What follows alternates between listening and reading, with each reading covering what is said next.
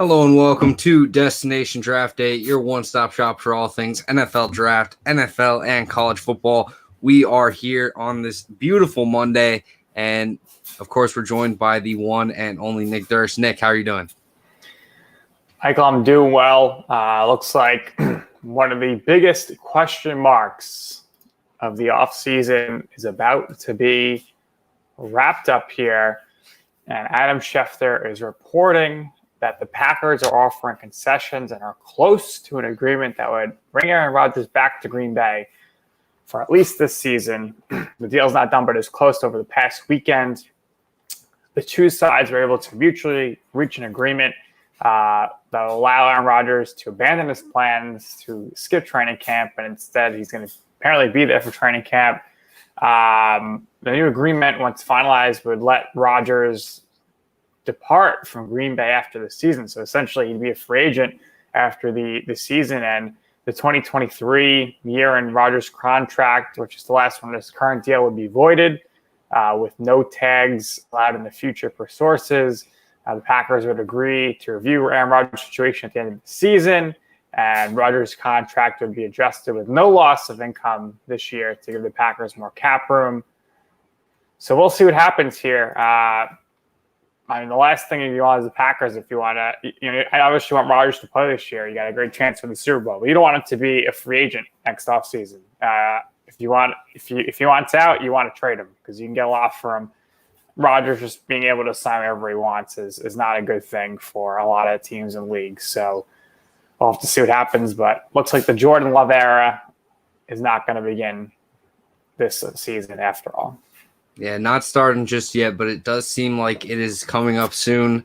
Rodgers now apparently, seems set up to leave pretty easily. I think the big question mark is the review at the end of the season. Maybe they try to bring Rodgers back, and I think in order to do that, they would have to fire, Goot at the GM spot. So it'll be interesting to see what happens, but I think right now this is the most clarity we've gotten on the Aaron Rodgers situation all offseason, and it's nice to finally get an answer on what was going to go down with that. I got to say, Michael, I think the Packers will win the Super Bowl this year if Aaron Rodgers is playing, and then it will just cause such drama if he wants to leave after winning the Super Bowl and be wild. But, the Packers, Michael, without Rodgers, maybe they're a fringe playoff team. But with Rodgers here, you fully got to expect them to be back in the NFC Championship game this upcoming season. Yeah, I think there's plenty of talent on that roster, and I'm excited to see what happens with this huge drama that's going on in the Packers organization while they still try to be a contending team. A lot of people would think that that's going to really break up the locker room, but I don't think the locker room is the issue. I think it's just the front office and locker room divide that's really causing all the tension. So the Packers should be able to really keep things rolling pretty smoothly despite all the front office drama that's going on with the organization. Yeah, well, we'll have to keep an eye on what happens. I would assume the Packers will try to do it where it's like, all right, we're going to play this season, and then, we'll trade you if that's what you want. We'll definitely do that. Because maybe Rodgers realized if they're not going to trade me this offseason, they have no need to, and I'm going to sit out. I don't want to do that. So I think it behooves him to come play this season. They get rid of that 2023 year on the deal, and then we'll see if they trade him. And the Broncos will still be somebody they're looking at. The Giants would have to be considered just because they have 2 first-round picks. Nobody else has that. But again, it's a matter of, and do they want to get the best value, the best picks, or do they want to get Rodgers out of their division and conference, like they did with Brett Favre sending him to the Jets? Absolutely. And, there's other news around the league as well. Deshaun Watson reporting back to Texans training camp with still the hope that he gets traded or moved on from, but still a lot of question marks surrounding that situation. The overall price tag is a little bit risky right now with everything that's going on off the field for Deshaun. Jonathan Allen with the Washington football team just signed a massive extension to stick around and be a key piece of that defense going forward. Kind of leaves question marks for whether Daron Payne or Matthew Ioannidis will be the odd man out when the time comes for either of them. There's a lot of moving pieces in the NFL right now, and we're happy to talk about all of it. There's just been so much news that's been going on. So we'll see what happens, but ultimately plenty of intriguing storylines to follow as we continue through this offseason. Yeah, you mentioned Watson. Watson's personal quarterback coach, Quincy Avery. Previously, I predicted that Watson would have been traded by yesterday, but I don't know how that would have worked out. But it seems like the Texans want 5 high draft picks and starting caliber players. Why any team in the NFL would do that right now with all the uncertainty around him is beside me. I don't think that's going to happen. Another thing that I thought was interesting, and this can maybe bode well for you, Michael, in the future to get you working for an NFL team here, it's that Sean McVay, the Rams head coach, has hired Andy Benoit to be his sounding board / researcher. Andy was a writer with Sports Illustrated, and he did some nice articles on Sean McVay, and now Sean McVay has been hired. So who knows, folks? One day Michael could be a sounding board for a coach in the NFL if he talks about, oh, what a great draft this guy had. If they hire me, I'll just eventually overtake them. I just have too much of a winning personality not to just take over the entire locker room. So beware, coaches, if you're looking to hire me soon. Yeah, but if any coaches are listening now, and you're looking you need a running back next season, Michael's got you covered with the upcoming draft class. Yeah, absolutely. But today it's wide receiver. But some great wide receivers in this class, and with all the great wide receivers that are going to be talked about, there are some sleepers as well. And we're going to start off with the top 5 wide receivers that I think are either underrated and maybe won't rise but need the attention, or guys that could potentially fly up draft boards as we get closer to that date. And really, just before we dive into this rankings and all that, I think it's important to say this wide receiver class is loaded with plenty of talent, but there's not really a top guy just yet. There's names that are getting a lot of love and attention, but there's no one that's really drawn enough attention to be considered a early pick, or at least gotten that necessary hype from me. I'm sure some people think so for some of these wide receiver prospects, but it will be very interesting to see who really separates themselves this season from the rest of the pack, because there are plenty of guys in this class that could very easily do so. But 5 sleepers that could very well rise up boards as we get closer to the draft date. We're going to start out with Danny Gray out of SMU. The wide receiver has really caught my eye every time that I turn on the Mustangs tape. Really, the wide receiver room at SMU is quite talented.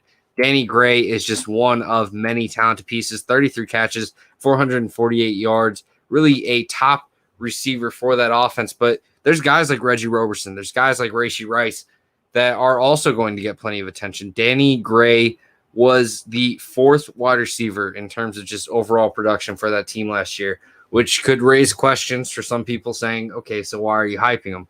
But everything I saw on tape, I was absolutely a fan of him. I think he is in for another big year, and I think really with the opportunity, he could very easily be the top producing receiver on this SMU team. The next option for possible riser is Jakari Roberson, the wide receiver out of Wake Forest, an absolute stud for the Demon Deacons. Sam Hartman going to be back for another season, so it's definitely going to be relied on for him. Donovan Green, there's plenty of options in this wide receiver room. Jakari Roberson stands about 6'1", 182 pounds, put up 62 catches last year, 926 yards, 8 touchdowns, and he averaged about 15 yards a catch. He was making plays, getting yards after the catch, showing off great athletic ability to separate with his size already in play. There is plenty of opportunity for him to really just show out and become one of the better wide receivers in this class. Roberson has the skill set, has the dynamic playmaking ability to really catch attention of scouts. And I think with Wake Forest already having a pretty strong season last year, building on that with the experience and returning pieces, Jakari Roberson could be in for a huge year. One of the recurring themes for some of these top wide receivers in the class is the top prospects that at the QB position usually have their dependent on receiver. And I think Joffrey Brown is someone that could benefit from that. Sam Howell, obviously, is quarterback. The North Carolina wide receiver room is opening up entirely. De'Ami Brown is off to the NFL. Daz Newsome is off to the NFL. Joffrey Brown last year had 15 catches. But if you turn on the tape for when he was on the field, albeit limited snaps, you could see absolutely game-breaking speed. He has very nice size at 6 foot, 175 pounds. There's no questions there. He is the brother of De'Ami Brown, but I think he's faster. I think when his time comes to measure in at the combine, I think we're going to see low 4.4, maybe high 4.3 for his 40-yard dash. He has the playmaking ability. Obviously, there's polish that is needed to his game, but someone is going to step up in that North Carolina wide receiver room, and I think Joffrey Brown is going to be a great option in that offense. Number 4, I got Raheem Jarrett. That Maryland wide receiver room is filled with talented guys. Deshaun Jones, Raheem Jarrett, Dante Demas, who you can also see on this graphic if you're watching on the live feed. There is plenty of options for Talia Tagovailoa to really shine through with the weapons on this offense. And Raheem Jarrett really had some of the most hype entering the season. A former 5-star receiver who absolutely can tear it up when necessary. He had some great plays on tape. There's not a lot of Maryland tape out there, so I will admit this is limited viewing opportunity, but both Raheem Jarrett and Dante Demas have shown plenty of flash to where I think a good season could have them both going on day 2 and potentially day 1 if they really shine out. Dante Demas, though, we're talking about him now, and he is just an absolute stud from what I've seen.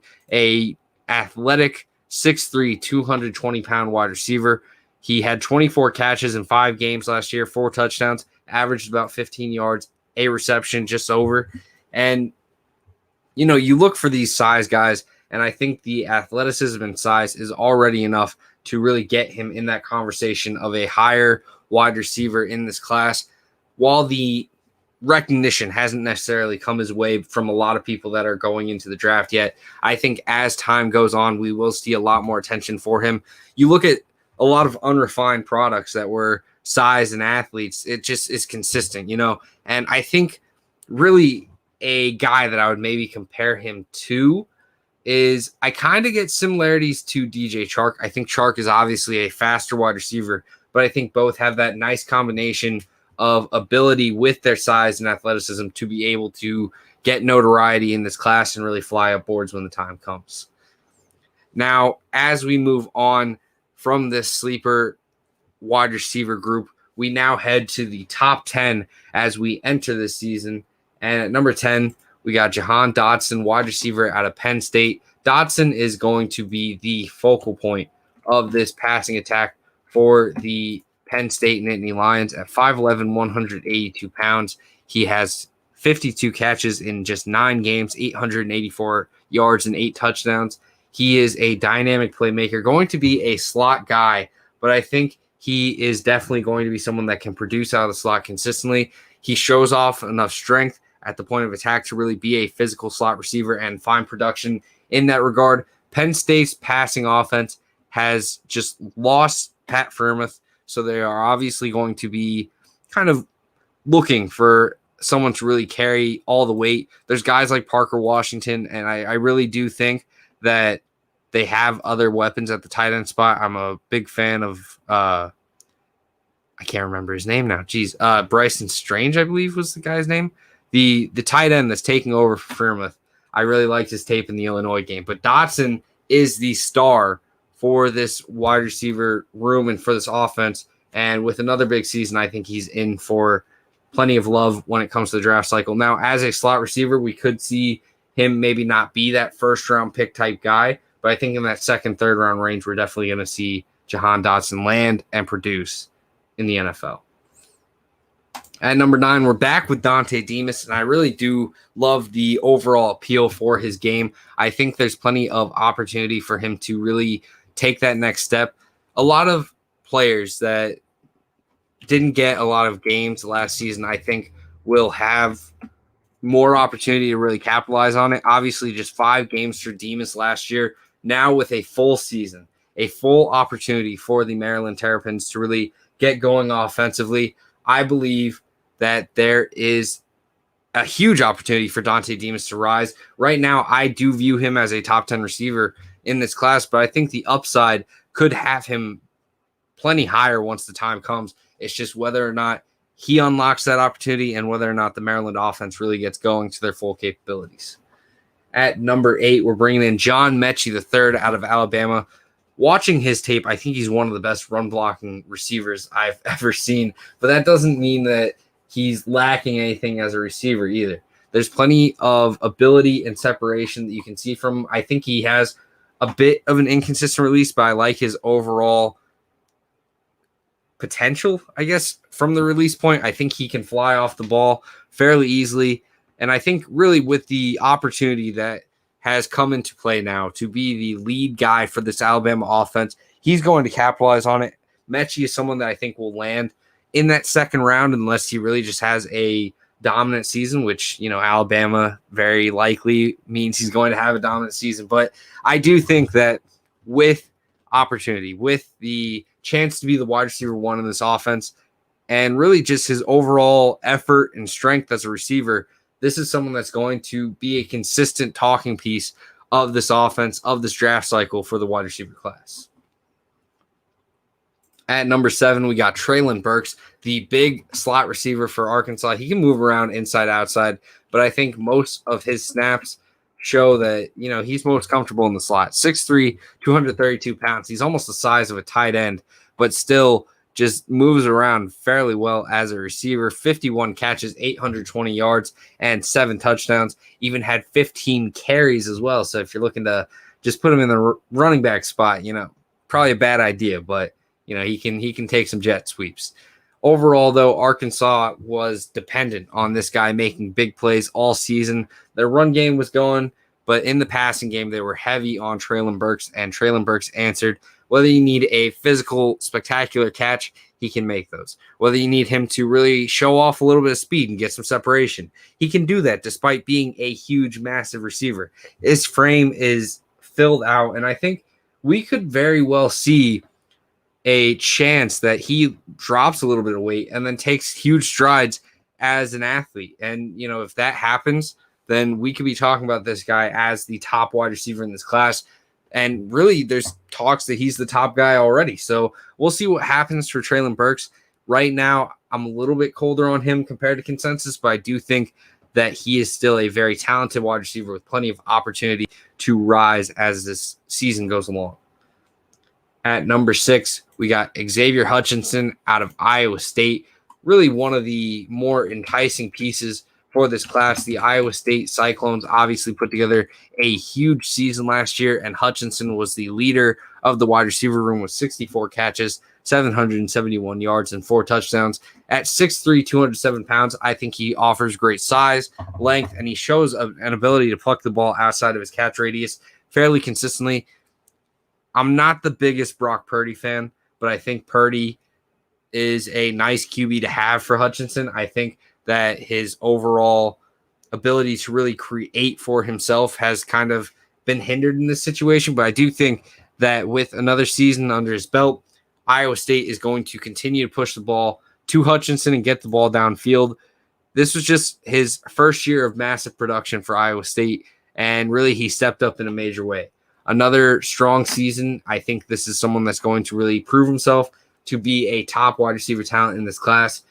Really love the size in this class, and I think the opportunity is there for Hutchinson to be one of the bigger touted size guys in this class. At number 5, Chris Olave, the wide receiver out of Ohio State. One of the more well-rounded wide receivers. Maybe doesn't blow you away in any one category, but I think Ohio State really uses him well. Whether you want him to play outside, inside, I think he can do both. He's fairly smooth in his routes. I think there's been comparisons from last draft cycle that I heard that were similar to, Greg Jennings out of the Green Bay Packers. I don't know if he's going to reach that level of play that Greg Jennings was able to do, but I think there's a lot of similarities in their game. Chris Olave and Garrett Wilson are probably going to be one of the top wide receiver duos in college football this season, and Olave will probably get underlooked just because of how much opportunity and flash I expect from Garrett Wilson. But Olave just last season in 7 games alone, 50 catches, 729 yards, and 7 touchdowns.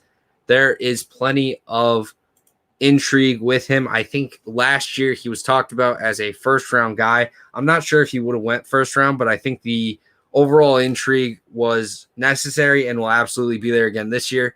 I wouldn't expect him to fall out of the second round at the latest, even with a little bit of a down year. At number 4, we got David Bell out of Purdue. With last year's duo of Rondale Moore and David Bell, there was a lot of manufactured touches for Rondale Moore. And I don't blame Purdue at all for that because, Rondale Moore is a huge playmaker, dominated the college football scene when he was healthy, and getting him manufactured touches is absolutely necessary. But now with the offense sort of opening up, more opportunity will be coming to David Bell to really be the star of this offense. And I think Bell is going to really just run away with it. I think he's got great size, 6'2", 205 pounds. Last year in just 6 games, he had 53 catches, 625 yards, and 8 touchdowns. The year before, as a true freshman, 12 games, 86 catches, 1,035 yards, and 7 touchdowns. So he's really just been dominant his entire time. And really, again, with the opportunity now, with all those touches being taken away from Rondale Moore, I think he's going to really just have a monster season. And I really think with Plummer, a guy that I really love in this QB class, the opportunity is going to be there for David Bell to really dominate for the Purdue Boilermakers and really establish himself as one of the top names in this class, which he really already is considered. At number 3, we got Zay Flowers out of Boston College. For me, I'm a huge fan of Zay Flowers. I don't love the QB situation. Phil Dracovic is someone that's gotten a lot of hype for this draft class, but I'm not as high on him. Zay Flowers is one of the best yards after catch receivers in this class, and I think his yards after catch opportunity is fairly limited due to balls just not being placed perfectly for him to really get that opportunity going. With the opportunity in the NFL, with hopefully a good QB situation, I think Zay Flowers would be able to really shine out and dominate. He needs to get a little bit more consistent with his hands. I think there's still some aspects to his game that need to be improved on, but you kind of look at Devonta Smith last year, and you saw insane acceleration, and really the closest guy for that aspect for me is Zay Flowers. Last year in 11 games, he had 56 catches, 892 yards, and 9 touchdowns. I think he is an absolute stud.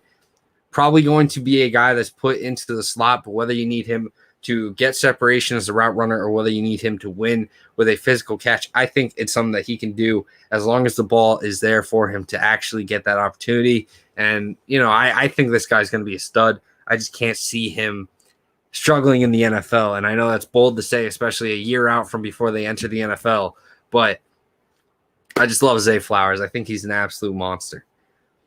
At number 2, we got Garrett Wilson, wide receiver out of Ohio State. A lot of people have touted this guy as the wide receiver 1 in this class, and I think that's fairly reasonable. I think this is likely going to be the first wide receiver off the board when the time comes. But for Garrett Wilson, the big thing for him is going to be, can he overcome the new wide receiver in town? Most likely it will be CJ Stroud, but him and Olave are going to be competing for receptions. I think Garrett Wilson is going to really steal most of them. In just 8 games last year, 43 catches, 723 yards, and 6 touchdowns as a true sophomore. Now another year under his belt, Garrett Wilson has everything you could want out of a receiver. 6 foot, 193 pounds, so plenty of size to play inside or out. A smooth mover, a great route runner, and just consistent ability to win at the catch point. I think he's someone that, you're looking at for these kind of outside, inside guys that can really be smooth workers. And Wilson does that. He is a dominant player, and I think when the time comes, he's going to be one of the safer picks in this draft class. Big fan of Wilson. I think he's going to be in for a very long career. And at number 1, we got George Pickens, the wide receiver out of Georgia. A great size opportunity for anyone who brings him in. A lot of the critiques on George Pickens comes from the fact that maybe he doesn't offer as much of an athletic ability to really separate or get yards after the catch.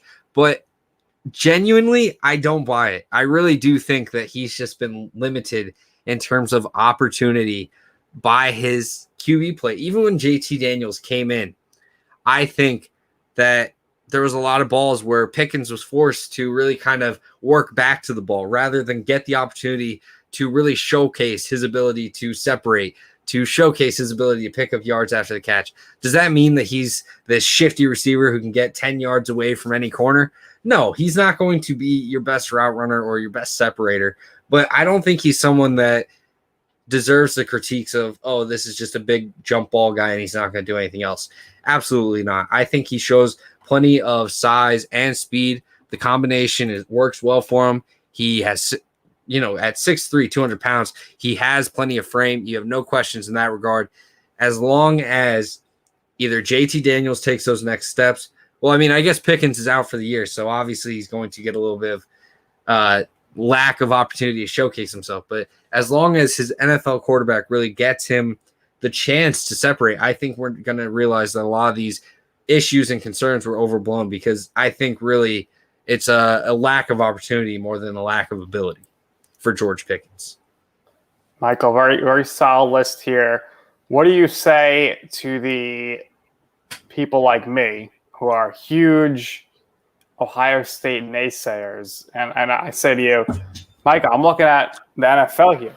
I'm not really seeing any big-time wide receivers in the NFL coming out of Ohio State. I'm sure there is some receivers, obviously, but should I be worried at all about spending a first-round pick here on Garrett Wilson or Chris Olave, just knowing the fact that for some reason over the last few years here, it doesn't look like wide receiver talent in the Big Ten out of Ohio State is translating over to Sundays? Yeah, I mean, I get the concern, but at the same time, I don't think a lot of these wide receiver prospects have offered the same ability as a prospect. I think there's guys like KJ Hill that have been able to kind of stick around in that slot spot, but there's also pieces like Michael Thomas that have been able to be stars. So I encourage everyone, the helmets can be concerning, the logos, the history of the school, you might have those concerns for USC quarterbacks, Ohio State wide receivers, whatever you want to say, but each prospect is their own. And I encourage you to really just focus in on these players specifically, because guys like Garrett Wilson, guys like Chris Olave should be able to find success in the NFL. Whereas, yes, there's maybe some concerning history for some of these situations, but I really do think that these guys are going to find ways to find success in the NFL and prove worthy of those picks. Yeah. Now, Zay Flowers, I think he's tremendous talent. He's probably at the worst school out of all the guys you got in this list as far as what the team's going to do this upcoming year. What could Boston College do this upcoming season that would either hurt or help Zay Flowers? And, Flowers, I think, he's right there with all these guys. So, what would he personally have to do to come up the board a little? Or, does he get hurt if, Boston College wins 3 games this season?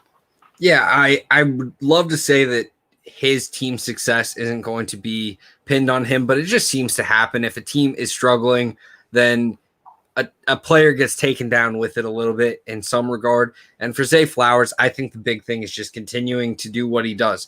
While Djokovic could obviously take major steps to really help out Flowers, there's also the question of, can Zay Flowers really take those steps that he needs to do himself? I think showing more consistency with the opportunity he's given, I think being better at adapting to some of the balls that maybe should still be caught despite maybe not being on target, and some of the balls that were on target that he didn't catch. Zay Flowers just needs to be more consistent with his hands. I think the overall ability for Zay Flowers, though, should be able to shine through. I don't think most people who are ranking receivers have him in their top 3, top 5 even, but I do think that he's worthy of being here. Him and Treylon Burks, though, both going to be in some struggling situations in terms of overall success. I think Boston College maybe has an opportunity to win more just because they're in the ACC compared to the SEC, but really both these guys will just have to really find ways to succeed on their own, and hopefully the team's success comes with that, but we'll see what happens. And we have some comments from the comment section real quick I want to address. Demas Respect, absolute huge fan of Dante Demas. I really think everything you'd want in terms of potential is there. And then need some answers on Drake London. I haven't seen such disrespect of London since 1776. Nice joke there. Very clever. But for Drake London, I still need to see a lot more. I think the overall physicality is there. Obviously he's hard to bring down as a receiver, and that's very strong to see. But he seems a bit stiff for me. I know he has some athleticism in his background, so maybe I'm just overreacting to it. But a lot of his plays that really blow people away, I'm a little bit more critical of. I think he still needs to grow a lot. I think this system that is very wide receiver friendly kind of helps out the production there at USC in terms of passing game and just overall receiving production. And for London, I'm just a little bit lower on him compared to consensus. I know a lot of people that are already diving into this wide receiver class are fairly high on him. Right now, there's still plenty of question marks for me that I need to see answered as the season comes up in terms of just ability to separate in terms of getting over the field and just better acceleration, agility, more so than just kind of looking as stiff as he does. And then, I just want to talk about real quick, Jahan Dotson's another guy that will have an interesting situation. The Penn State Nittany Lions obviously just have a history of getting these stud running backs and kind of relying on that. I do think the stud running back is still there. Kevon Lee is going to have a big year. The true freshman really put together a strong season last year, and I think he's going to have a good year next year. But for Dotson, he's going to have a lot of pressure because he's the go-to guy for this offense. And, I think Penn State probably has some issues. I think they're going to bounce back a little bit better this year, but I still think there's going to be question marks surrounding the overall, passing game as a whole. And Dotson is going to be relied on heavily as a smaller receiver that can be a little bit tougher, especially if more focus gets put on you. And, I talked about Brenton Strange earlier, but I do think that Dotson's going to have a lot of pressure on him to perform with maybe not as much help as some of these other guys on this list.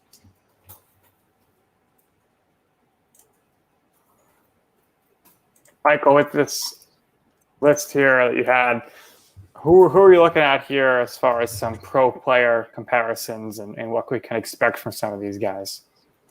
Yeah, so in terms of comparisons, there's a lot of guys that I think are out there that could be similar players, but maybe aren't necessarily like one-for-one comparisons.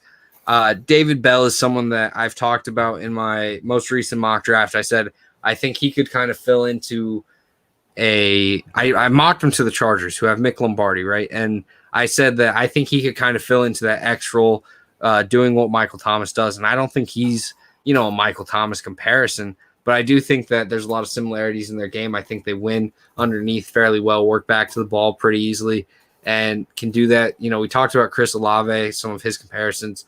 I think one comparison that I could make, and I'm kind of just freeballing this. I haven't had a lot of comparisons made, but one comparison that I think could maybe work out is I do think John Mechie has a lot of similarities to what Nelson Aguilar is for what the Patriots are hoping for him to be. I think there's, some deep ability. He works well. He gets past safeties pretty consistently, which I was impressed with.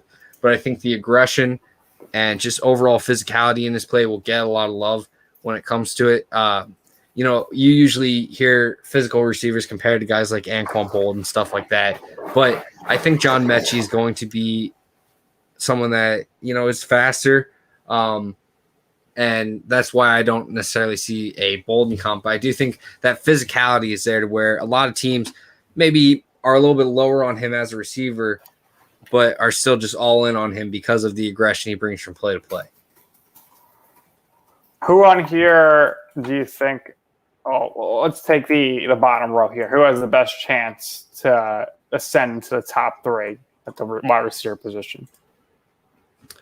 If I were going on just what everyone else has fairly loudly stated, then probably Treylon Burks. But I think the upside is there for Dante Demas to really work his way all the way up to the top. And that's maybe high praise for him, but I think the potential and ability is all there.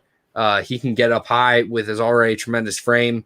We've seen a lot of receivers that maybe aren't as refined just be able to get by on athleticism and just size and everything. And I think Demus has that, and I think the production is definitely there for the opportunity to really take those next steps and fly up draft boards.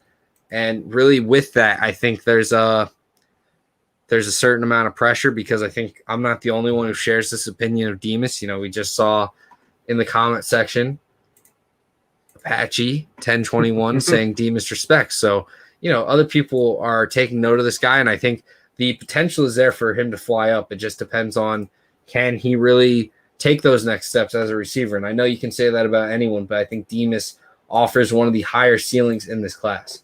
All right, let me throw some guys at you that I just know that a lot of people are high on. Justin Ross from Clemson, Marvin Mims, Oklahoma, Jakari Roberson, Wake Forest, and Khalil Shakir from Boise State. Yeah, Marvin Mims is a next year guy, and I definitely think he's going to be someone that's highly touted. Justin Ross is someone that I'm still a fan of. I don't think he's necessarily top 10 as a lot of people have him, but I still think that there's plenty of ability there. Obviously, the injuries are concerning. A lot of people will have questions about this, medical history, and when the combine comes, he'll be red flagged or green flagged, and hopefully that'll get us a lot more clarity on him. But I think he's someone that kind of maybe is a little bit more deserving of the criticisms that someone like George Pickens gets, where he's a jump ball guy.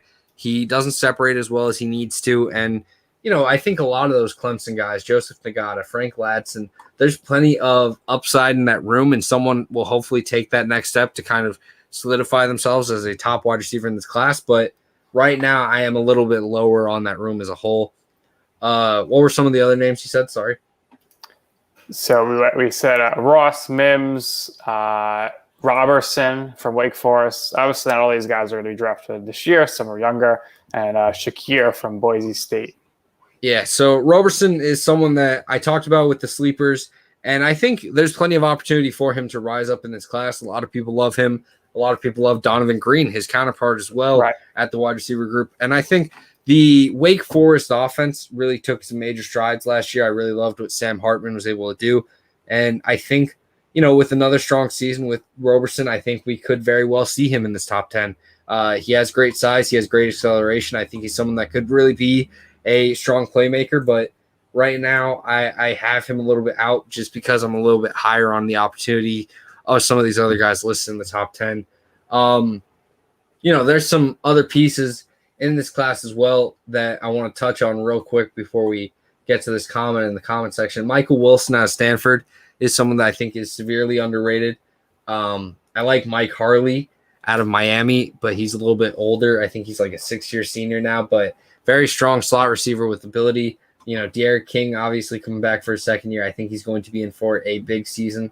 Guys like Josh Ali was someone that I had listed on the sleeper list, and then I decided to cut him for someone else. But I think Josh Ali is someone that really deserves plenty of attention in this Kentucky offense. I'm really looking forward to seeing him and Wan'Dale Robinson, another guy who deserves mention, really getting that opportunity to really show out and hopefully put together a strong season for Kentucky to kind of bounce back with. All right. So this comment from Apache 1021, are there any G5 receivers worth mentioning in this class? And absolutely there are.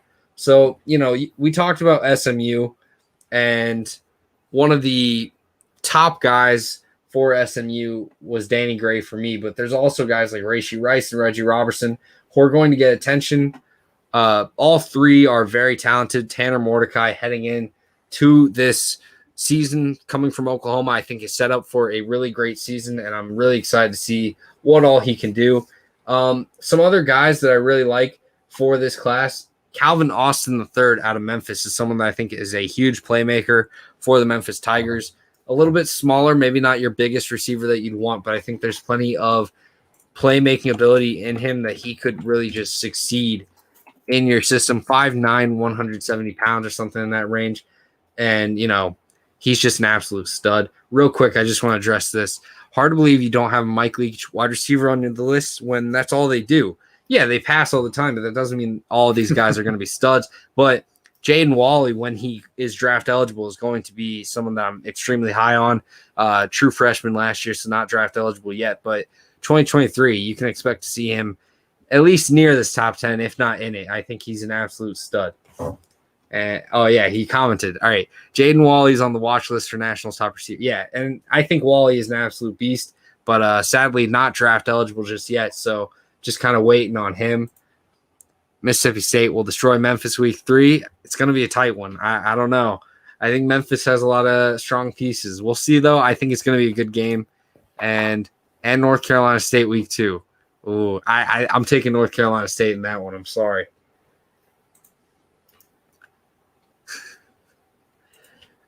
So getting back to this comment on FCS receiver or G5 and FCS receivers, I want to talk about a couple of FCS guys.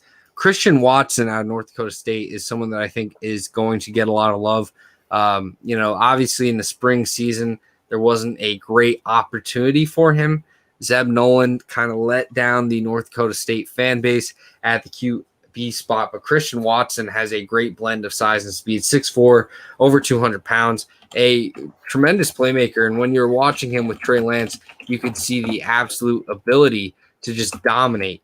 Now, for Watson himself, he's not perfect. I don't think that he's going to just dominate right away entering the NFL, but I think the potential is there that a lot of coaches are going to be very much in on him.